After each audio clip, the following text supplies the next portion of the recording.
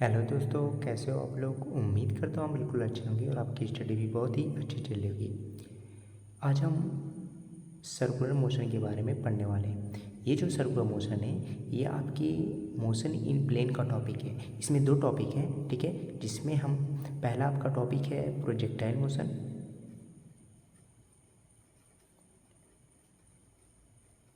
ठीक है। दूसरा आपका है सर्कुलर मोशन,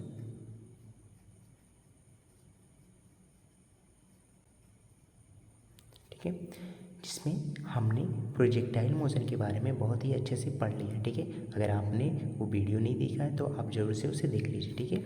आज हम सर्कुलर मोशन के बारे में पढ़ेंगे।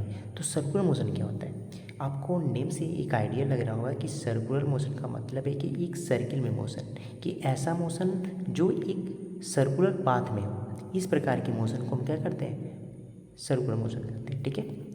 सर्किल में जो मोशन, ठीक है, ये दो तरीके का होगा। या तो वस्तु जो है वो सर्किल पाथ में जो होती है, सर्किल वृत्तीय पाथ में वो क्या करे, एक यूनिफॉर्म वेलोसिटी से यूनिफॉर्म मोशन करे, या तो नॉन यूनिफॉर्म करे।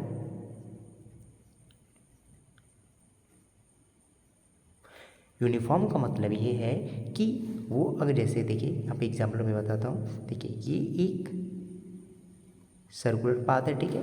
मान लेते हैं सर्कुलर पाथ में एक वस्तु है, मान लेते हैं यहाँ पे एक वस्तु, एक बॉल जो है वहाँ पे ये मूव कर रही है। मान लीजिए इसकी वेलोसिटी v1 इक्वल टू कितना लेते हैं, 2 मीटर पर सेकेंड लेते हैं, ठीक है। तो इस पॉइंट पे भी इसकी वेलोसिटी कितनी होनी चाहिए, 2 मीटर पर सेकेंड। यहाँ पे भी कितनी होनी चाहिए, 2 मीटर पर सेकेंड। यानी कि उस सर्कुलर पाथ पे, जिस पाथ पे वो वस्तु मूव कर रही है सर्किल में, वो क्या होगा, उसके हर एक पॉइंट पे उसकी जो वेलोसिटी हो वो क्या हो, समान हो। वेलोसिटी नहीं कहेंगे, स्पीड जो कहेंगे, वेलोसिटी की जो मैग्नीट्यूड है वो क्या हो, समान हो। जैसे ये 2 मीटर पर सेकेंड, ठीक है। अच्छा, ये मतलब कि ये पाथ में मूव कर रहा है तो उसकी हर एक पॉइंट पे उसकी जो स्पीड है वो स्पीड क्या हो, यहाँ पे बोल सकते हैं हम स्पीड इक्वल टू क्या हो, कांस्टेंट हो। इसे दूसरे फॉर्म में कैसे लिख सकते हैं, v मॉड लगा देंगे, यानी कि वेलोसिटी का अगर मॉड लगा देंगे यानी कि उसके मैग्नीट्यूड की इक्वल बात की जा रही है, ठीक है, डायरेक्शन के नहीं। तो ये भी क्या हो, कांस्टेंट हो। लेकिन आप हमेशा ध्यान रखिएगा कि जब भी कोई वस्तु एक सर्कुलर पाथ में मूव करती है, यूनिफॉर्म मोशन कर रही है, फिर भी उसकी जो वेलोसिटी होती है वो क्या होगी, कांस्टेंट नहीं होगी, नॉट इक्वल टू कांस्टेंट होगी। ऐसा क्यों, क्योंकि आपको पता है कि वेलोसिटी के पास दो चीज़ें होती हैं। पहला इसके पास होता है डायरेक्शन, ठीक है। दूसरा क्या होता है, मैग्नीट्यूड, ठीक है, मैग्नीट्यूड परिणाम, और ये दिशा। यानी कि वेलोसिटी के पास दो चीज़ें होती हैं, क्योंकि ये क्या है, वेक्टर क्वांटिटीज़ है, क्योंकि ये वेक्टर क्वांटिटीज़ है। और स्पीड क्या होती है, स्केलर क्वांटिटीज़ है। स्केलर क्वांटिटी के पास क्या होता है, बस ओनली मैग्नीट्यूड।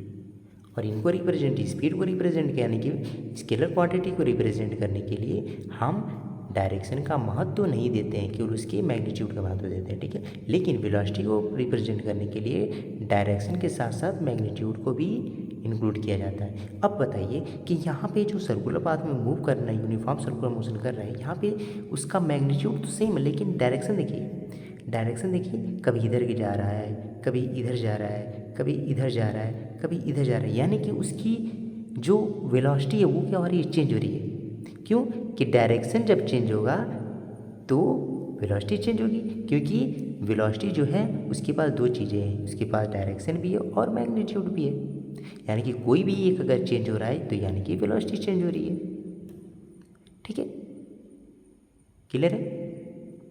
तो ये आप हमेशा ध्यान रखिएगा, अगर कोई बोलता है कि कोई वस्तु है वो एक यूनिफॉर्म सर्कुलर मोशन कर रही है, यूनिफॉर्म सर्कुलर मोशन, यहाँ पे लिखते हैं यूनिफॉर्म सर्कुलर मोशन, इसे नॉन यूनिफॉर्म सर्कुलर मोशन, ठीक है, यूनिफॉर्म सर्कुलर मोशन कर रही है तो उसकी जो स्पीड होगी वो क्या होगी, कांस्टेंट होगी, ठीक है, लेकिन उसका वेलोसिटी जो होगी वो कांस्टेंट नहीं होगी।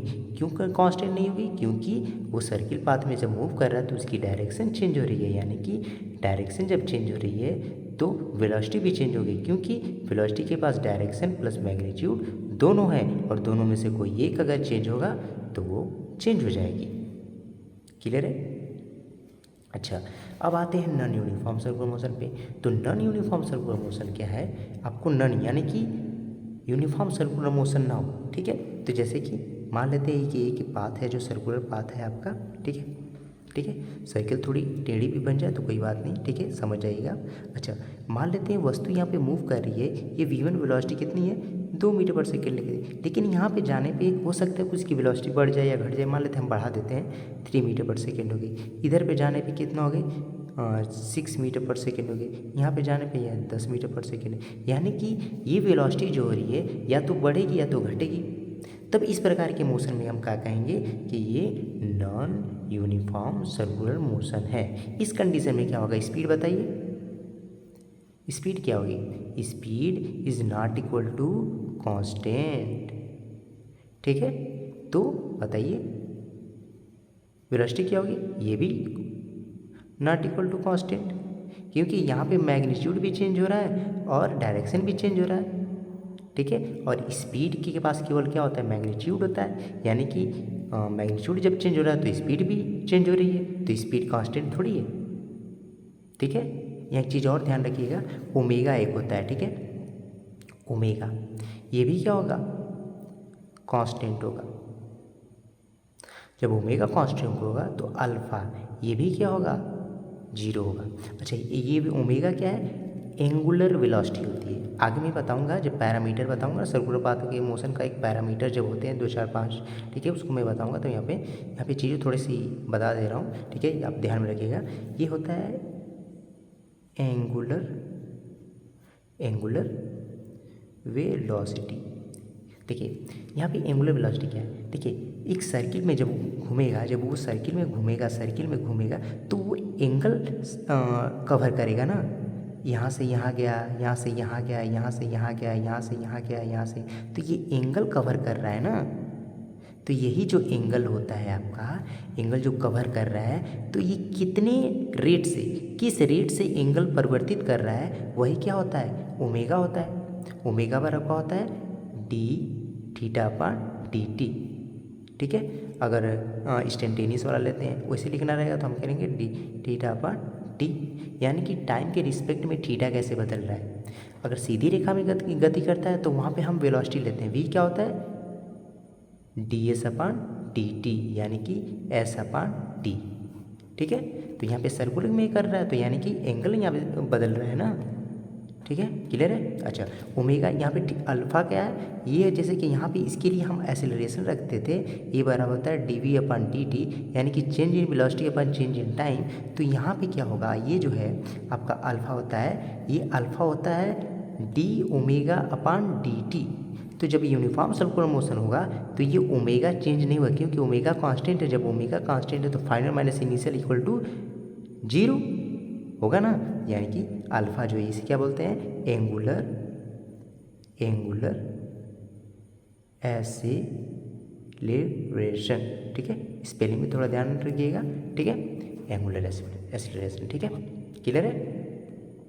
चलिए, तो यहाँ पे क्या हुआ बताइए, यहाँ पे omega is not equal to constant, कभी तेज कर रहा है, कभी स्पीड को अपना तेज कर दे रहा है, कभी कम कर दे रहा है, यानी कि omega is not equal to constant. तो अल्फा इक्वल टू, ठीक है, अल्फा क्या होगा बताइए, नॉट इक्वल टू 0 होगा। फिर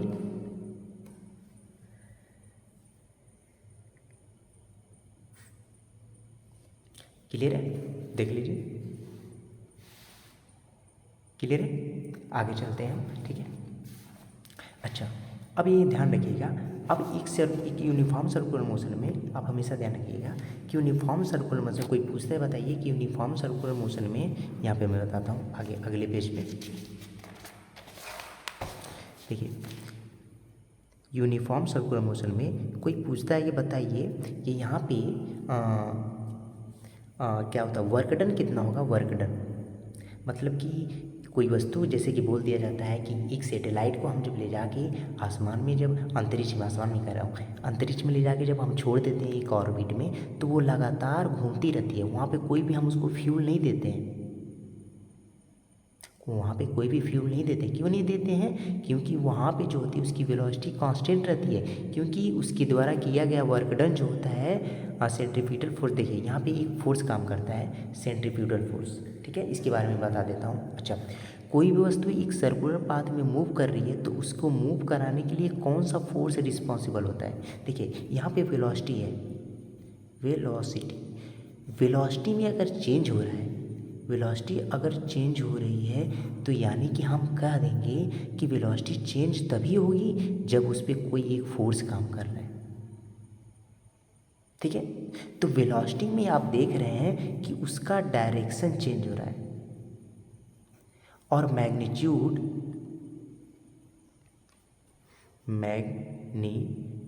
जो है वो क्या है, कांस्टेंट है। डायरेक्शन बदल रहा है, चेंज हो रहा है। अच्छा, तो कौन सा ऐसा फोर्स होगा जो उसकी केवल डायरेक्शन को चेंज कर रहा है, यानी मैग्नीट्यूड को चेंज नहीं कर रहा है, और लेकिन वेलोसिटी चेंज हो रही है। तो वेलोसिटी तभी चेंज होगी, न्यूटन बोलते हैं, न्यूटन का फर्स्ट लॉ ये बोलता है कि यदि कोई वस्तु एक गति कर रही है तो वो गति करती ही रहेगी जब तक उस पर कोई बाहरी बल ना लगे। यानी कि अगर कोई वस्तु 10 मीटर पर सेकेंड से स्पेस में चल रही है तो वो स्पेस में 10 मीटर पर सेकेंड से चलती ही रहेगी हमेशा। क्यों? क्योंकि स्पेस में किसी भी प्रकार के फोर्स लगने वाले नहीं हैं, ग्रेविटी भी ज़ीरो हो जाएगी, और वहाँ पे किसी भी प्रकार के फ्रिक्शन नहीं है। यहाँ पे जब हम किसी बॉल को फेंकते हैं, हम यहाँ पे, तो यहाँ पे जब हम फेंकते हैं तो एयर, एटमॉस्फेयर में हमारे बहुत सारे एयर्स हैं, डस्ट पार्टिकल्स हैं, तो वो उस पर फ्रिक्शन लगाते हैं, फ्रिक्शन फोर्स लगा के उसे ब्रेक डाउन कर देते हैं। नहीं तो अगर वही एयर न प्रेजेंट होता तो हमें किसी बॉल, और ग्रेविटी नहीं होती तो किसी बॉल को अगर हम फेंक देते हैं तो वो बॉल लगातार उसी स्पीड में घूमती रहेगी। तो जब हम किसी वस्तु को क्या करते हैं, स्पेस में ले जाके ऑर्बिट में जब छोड़ देते हैं तो एक समान गति में वो गति करता रहता है, यूनिफॉर्म सर्कुलर मोशन करता रहता है। अच्छा, इसी यूनिफॉर्म सर्कुलर मोशन के लिए कौन सा फोर्स रिस्पॉन्सिबल होता है, जो उसके डायरेक्शन को चेंज करता है लेकिन उसके मैग्नीट्यूड को चेंज नहीं करता है, तो वो आपका होता है सेंट्रीपिटल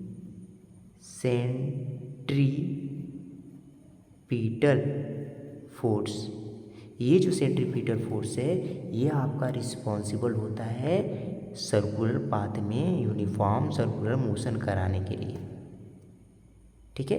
अच्छा, ये जो सेंट्रीपिटल फोर्स होता है ये अलोंग द रेडियस होता है, और उसकी वेलोसिटी की हमेशा परपेंडिकुलम होता है, यानी कि वेलोसिटी के परपेंडिकुलम होता है, यानी कि ds यानी कि डिस्प्लेसमेंट के भी परपेंडिकुलम होता है। यानी कि W बराबर अगर देखा जाए एफ एस कॉस थीटा, तो W बराबर कितना होगा, एफ एस क्या डिस्प्लेसमेंट, और कॉस थीटा की वैल्यू कितना है 90 डिग्री, यहाँ पे 90 डिग्री। तो यहाँ पे रखें, यानी कि वर्क डन कितना हो जाएगा, 0। अच्छा, जब वर्क डन 0 होगा तो वर्क एनर्जी थ्योरी क्या होती है कि change in kinetic energy equal to work done, यही ना। तो बताइए कि change in kinetic energy equal to work done equal work done, यहाँ पे 0 है, तो यानी कि initial kinetic energy equal to final kinetic energy, यानी कि प्रारंभ में जो काइनेटिक एनर्जी थी वही बाद में काइनेटिक एनर्जी, यानी कि प्रारंभ में अगर वेलोसिटी v1 थी तो बाद में भी वेलोसिटी v1 होगी, यानी कि वो एक सर्कुलर पाथ में क्या करेगा, एक समान गति करता रहेगा। क्लियर है? ठीक है। तो आप हमेशा ये ध्यान रखिएगा कि अगर किसी वस्तु के, यदि कोई वस्तु अगर मूव कर रही है, उसके केवल मैग्नीट्यूड में कोई परिवर्तन नहीं आ रहा है, उसके केवल डायरेक्शन चेंज हो रहा है, तो आप हमेशा ध्यान रखिएगा कि वो फोर्स कैसे काम कर रहा है। वो हमेशा फोर्स काम कर रहा है 90 डिग्री पर। आप हमेशा ध्यान रखिएगा। क्लियर? तो यहाँ पे कौन सा फोर्स काम कर रहा है? Centripetal force provide, centripetal force है जो उसे सर्कुलर पाथ में मूव करा रहा है। ये सेंट्रीपिटल फोर्स नहीं होता तो ये सर्कुलर पाथ में मूव नहीं करता। तो अलग अलग कंडीशन में अलग अलग चीज़ें सेंट्रीपिटल फोर्स प्रोवाइड करती हैं। जैसे कि अगर हम रस्सी को बांधकर अगर गोल गोल किसी बॉडी को घुमाते हैं तो वहाँ पे जो टेंशन है वो हमें सेंट्रीपिटल फोर्स प्रोवाइड करता है। ठीक है। अगर हम किसी प्लेनेट जो है, यानी कि हमारी जो अर्थ है, ठीक है, हमारी जो, ये हमारा सन हो गया, ठीक है, सन है, सन के चारों ओर जो हमारी अर्थ है और जो भी प्लेनेट है वो गोल गोल चक्कर क्यों काट रही है? क्योंकि इनके बीच एक ग्रेविटेशनल फोर्स है, और यही जो ग्रेविटेशनल फोर्स है ये आपको सेंट्रीपिटल फोर्स प्रोवाइड कर रहा है। क्लियर है? वही जो है सेंट्रीपिटल फोर्स आपको प्रोवाइड कर रहा है। क्लियर है? और मून, जैसे कि मून है तो मून क्या करता है कि हमारे इसकी चारों ओर क्या करता है, पृथ्वी के चारों चक्कर लगाता है। तो वहाँ पे भी क्या हो रहा है कि ग्रेविटेशनल फोर्स है। अच्छा, आपने पढ़ा होगा कि न्यूक्लियस की चारों तरफ इलेक्ट्रॉन क्या होते हैं, एक ऑर्बिट में चक्कर लगाते रहते हैं। तो वहाँ पे जो उनके बीच जो फोर्स काम कर रहा है, सेंट्रीपिटल फोर्स जो प्रोवाइड कर रहा है, वो प्रोवाइड हो रहा है, वो उनके इलेक्ट्रोस्टैटिक्स फोर्स के कारण होता है, जो आपको कूलम ने बताया था। क्या होता है? F बराबर क्या होता है, क्या होता है, 1/4πε0 Q1 Q2/r²। और ग्रेविटेशन फोर्स क्या होता है? ये आपको होता है F बराबर G(m1 m2/r²। ये यूनिवर्सल कांस्टेंट होता है। ठीक है। तो ये जो हो जाए इक्वल हो जाता है किसके? mv²r। ये होता है आपका सेंट्रीपिटल फोर्स। ठीक है। ये mv²/r ये आपका सेंट्रीपिटल फोर्स होता है। ठीक है।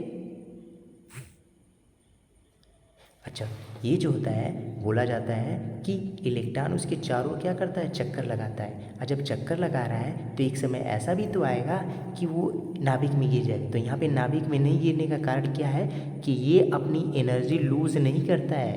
क्योंकि अभी देखे हैं कि change in kinetic energy work done क्या होगा, इसे डायरेक्ट 90 डिग्री पे काम कर रहा है, 90 डिग्री पे वो मूव कर रहा है। तो यहाँ पे क्या होगा कि change in kinetic energy equal to 0, यानी कि जो इनिशियल वेलोसिटी तो वही फाइनल होगी, यानी कि वो कभी उसकी वेलोसिटी बदलेगी नहीं, उसी समान वेलोसिटी से उस ऑर्बिट में क्या करेगा, मूव करता रहेगा। और एटम का अस्तित्व भी है। क्लियर है? ठीक है। ये थोड़ा सा मैं इंट्रोडक्शन दिया हूँ। ठीक है। थोड़ी सी आपको आइडिया दिया हूँ। आगे हम, ठीक है, अगले वीडियो में इसके सर्कुलर मोशन के जो पैरामीटर्स है, कुछ इंपॉर्टेंट चीज़ें, उसको मैं यहाँ पे बताऊँगा। ठीक है। ठीक है। वीडियो अगर आपको अच्छी लगे तो आप इसे लाइक करें। ठीक है। बाय।